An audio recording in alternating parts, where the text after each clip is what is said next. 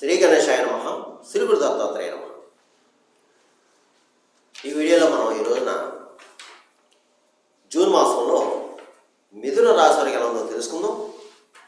మిథున రాశి మృగశిర 3-4 పాదాలు, ఆరుద్ర 1-2-3-4 పాదాలు, పునరుస 1-2-3 పాదాలు మిథున రాశిలోకి వస్తాయమ్మా.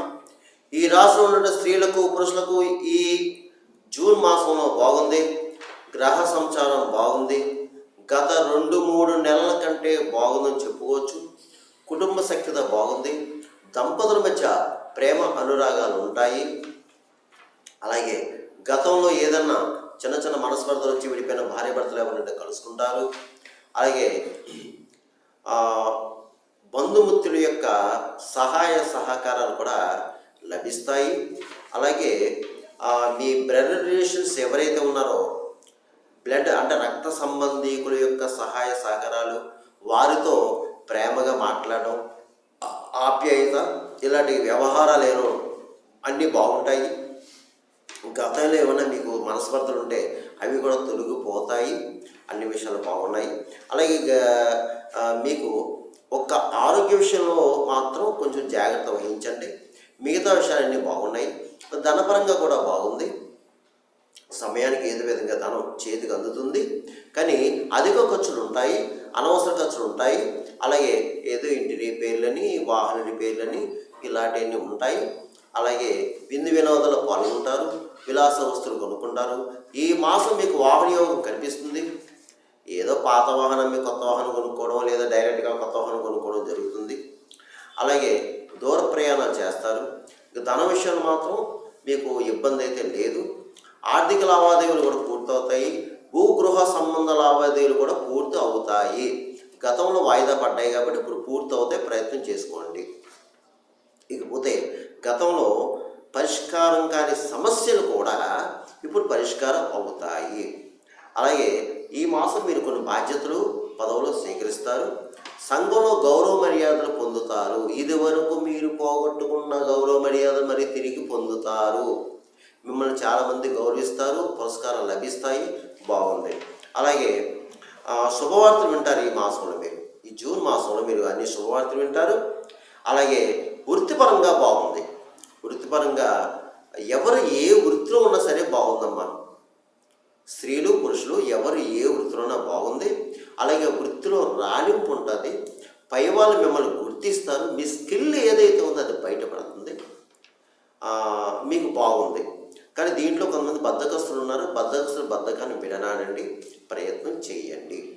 అలాగే విదేశాలకు వెళ్ళే వరకు బాగుంది. అంటే చదువు రీత్యా కానీ, ఉద్యోగ రీత్యా కానీ విదేశాలకు ప్రయత్నం చేసే వాళ్ళు ఎవరంటే ప్రయత్నం చేసుకోండి. మీరు సక్సెస్ అవుతారు. ఇకపోతే నూతన కార్యక్రమం కూడా శ్రీకారం చుడతారు మీరు. మీకు పాత స్నేహితులు కలుస్తారు. వారితో సంభాషణ కూడా ఆహ్లాదకరంగా ఉంటుంది. ఇంకా బాగుంది. ఇకపోతే రియల్ ఎస్టేట్ వరకు బాగుంది. స్పెక్యులేషన్ లాభిస్తుంది. షేర్ మార్కెట్ వరకు బాగుంది. అలాగే మోటార్ ఫీల్డ్ వరకు బాగుంది. ప్రైవేట్ కాంట్రాక్ట్స్ ఎవరైతే ఉన్నారో మీకు బాగుంది. ఇకపోతే సినిమా రంగం వారు, రచయితలు, అలాగే నటీనట వర్గ వారు, గాయకులు, ఇతర సాంకేతిక నిపుణులు, దర్శక నిర్మాత అందరికీ కూడా బాగుంది. మంచి సువర్ణ అవకాశాలు వస్తాయి. మీరు ఉపయోగించుకోండి. ఇకపోతే రాజకీయ నాయకులు కూడా బాగుందండి. ఈ మాసం మీకు ఈ మిథున రాశిలో ఉన్నటువంటి రాజకీయ నాయకులు కొంతమంది పదవులు, బాధ్యతలు కూడా స్వీకరిస్తారు. కొంతమంది పదవులోకి వెళతారు. మంచి పదవులు కూడా పొందుతారు. ఇకపోతే మీ మీద నరకోశం ఉంటుందండి రాజకీయ నాయకుడికి. అది మాత్రం చూసుకోండి మీరు. ఇకపోతే అన్ని రకాల వ్యాపారస్తులకి బాగుంది. నూతనంగా కూడా వ్యాపారం పెట్టుకోవచ్చు. మంచి లాభాలు వస్తాయండి. మీకు మంచి లాభాలు వస్తాయి. ఇక ప్రభుత్వ పరంగా, ప్రైవేట్ పరంగా ఉన్న ఉద్యోగస్తులు కూడా బాగుంది. మీకు పై అధికారులతో ప్రశంసలు పొందుతారు. అలాగే శాలరీస్ పెరుగుతాయి. ప్రమోషన్స్తో కొన్ని బదిలీలు కూడా కనిపిస్తుంది. అన్ని విధాలా బాగుంది. అయితే కొత్తగా కూడా ఉద్యోగం ప్రయత్నం చేసుకోండి. మీకు తప్పకుండా ఉద్యోగం లభిస్తుంది. వివాహం కాని వారు ఎవరైనా ప్రయత్నం చేసుకోండి. మీకు ఇప్పుడు ప్రయత్నం చేసుకుంటే శ్రావణ మాసానికి సెట్ అవుతుంది. ఇకపోతే ఈ పెద్దవాళ్ళు అంటే ఒక 50 ఇయర్స్ అబోవ్ ఉన్న వాళ్ళు ఎవరైనా ఉంటే మాత్రం ఈ రాశిలో మిథున రాశిలో ఉన్నటువంటి వారు 50 ఇయర్స్ పైన ఉన్న వాళ్ళు మాత్రం ఆరోగ్య విషయంలో జాగ్రత్త చూసుకోండి. ఆరోగ్య విషయంలో చాలా జాగ్రత్తగా చూసుకోండి. మీరు ప్రతిరోజు సూర్య నమస్కారం చేసుకోవడం, సూర్యాష్టకం చదువుకోవడం, దగ్గరలో ఏదైనా సూర్యోదయం ఉంటే దర్శించుకోవడం, ఇలాంటివి చేసుకుంటే బాగుంటుంది. ఎందుకంటే ఇది ఈ గోచార ఫలితాలు కేవలం మీకు 40% మాత్రం ఉపయోగపడుతుంది. మిగతా 60% మీ జన్మ జాతకం మీద ఆధారపడుతుంది. అది మాత్రం గుర్తుపెట్టుకోండి అందరూ కూడా. మీ జన్మ లగ్నం, జన్మ జాతకం, జరిగే దశ, అంతర్దశ ఇవన్నీ ఆధారపడి ఉంటాయి. ఎందుకంటే నేను చెప్పిన ఈ మాస ఫలితాలు కొంతమందికి జరగచ్చు, కొంతమంది జరగకపోవచ్చు. ఇది మాత్రం ప్రతి వాళ్ళు కూడా నా వీడియో చూసి ప్రతి వాళ్ళు కూడా మనసులో మైండ్లో పెట్టుకోండి. లేకపోతే ఈ మాసంలో, ఈ జూన్ మాసంలో మిథున రాశిలో నేను చెప్పే పరిహారం చేసుకుంటే మీ అందరికీ కూడా మీకు మంచి జరుగుతుంది. అది ఏమిటి అంటే ఏమీ లేదండి, మీరు ప్రతిరోజు గణపతి ఆరాధన చేసుకోవడం, అలాగే ప్రతి నెల కూడా మీకు చూసారా ఈ పౌర్ణమి తర్వాత 4వ రోజు సంకటహర చవితి వస్తుంది. ఆ సంకటహర చవితికి పూజ చేయించుకోండి. దేవాలయంలో ప్రతిరోజు సాయంత్రం వేళ అభిషేకం చేస్తారు. ఎక్కడ గణపతి గుడి ఎక్కడ ఉన్నా సరే, ఆఖరికి శివాలయంలో ఉన్నా సరే, ప్రతి దేవాలయంలో ఆ సంకటహర చవితి రోజు సాయంత్రం వేళ గణపతికి అభిషేక అర్చన పూజలు చేస్తారు. మీరు చేయించుకోండి. అలాగే బుధవారం రోజున, అంటే ఒకే ఒక బుధవారం రోజున కిలో పెసలు పచ్చగల వస్త్రం ఉంటుంది కదమ్మా, అందులో మూట కట్టి బ్రాహ్మణులకి దానం చేయండి.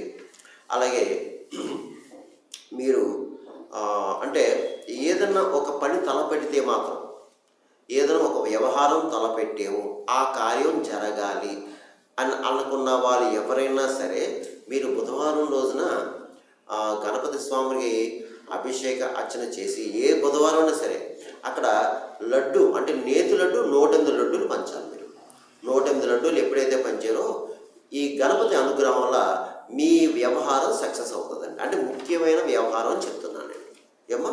సరే, ఇకపోతే మీరు ప్రతిరోజు కూడా సంకటహర గణపతి స్తోత్రం చదువుకోండి.